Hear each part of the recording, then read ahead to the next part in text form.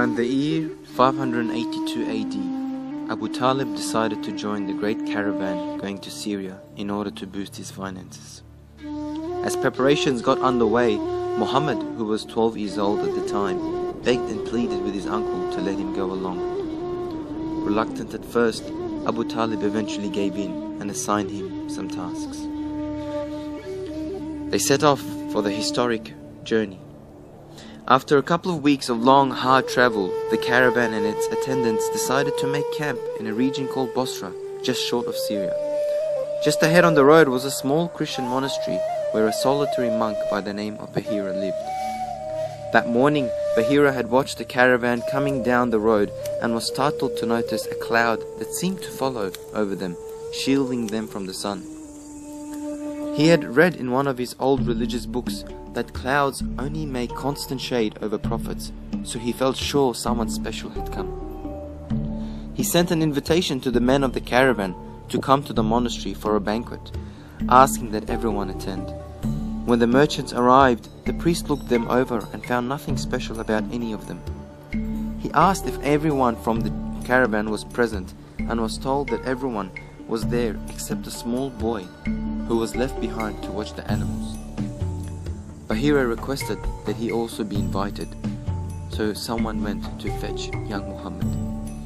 After Muhammad joined the gathering, Bahira watched the boy carefully and noted his physical features and behavior. He seemed to have an otherworldly look in his eyes, a strength in his bearing.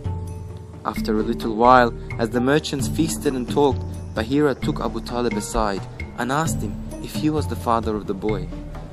Feeling protective, Abu Talib answered that he was.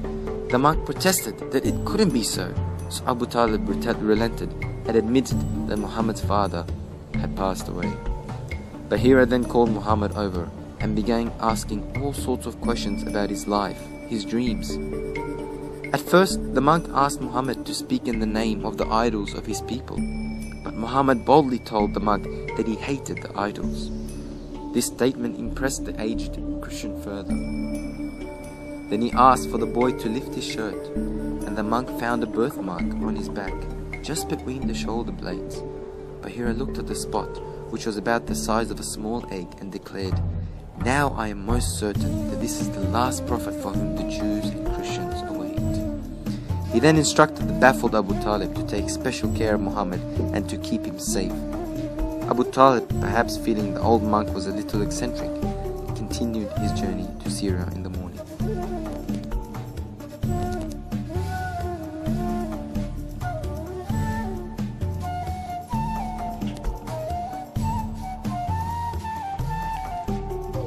When that caravan had rested near a tree, near Mount Bahira, they rested under a tree.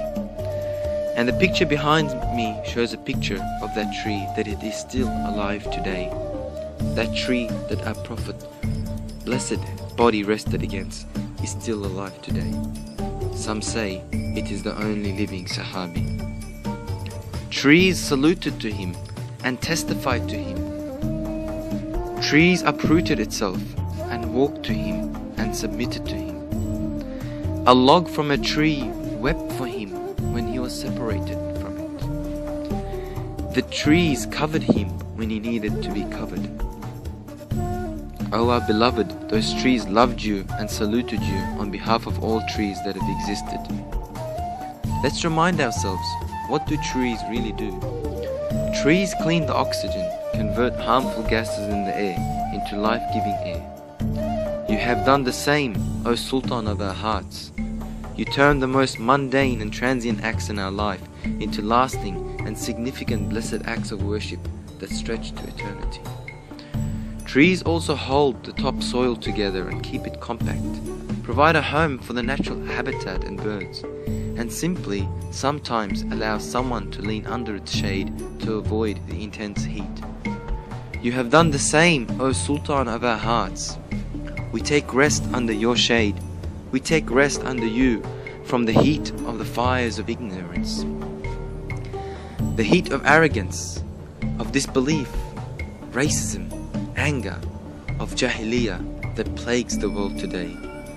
If this universe of ours can be compared to a tree, O Sultan of our hearts, you are that fruit of this universe. The tree of Islam that was growing since Adam and Eve was perfected by the message you brought.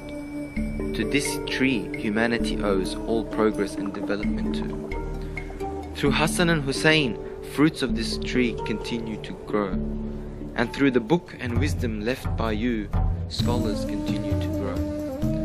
Ya Rasulullah, just as the tree you leaned on continues to stand, alone and proud it stands in the desert, your tree, the only tree, stands alone in this desert called the world. We still come to it for shade. It may appear with few leaves today, but after every winter the tree comes back to life with new leaves and fruits. We need this shade in amidst the heat of doubt, disbelief, and this age of purposelessness. To the number of all leaves on all trees, may God's peace and blessings be upon you, Ya Rasul.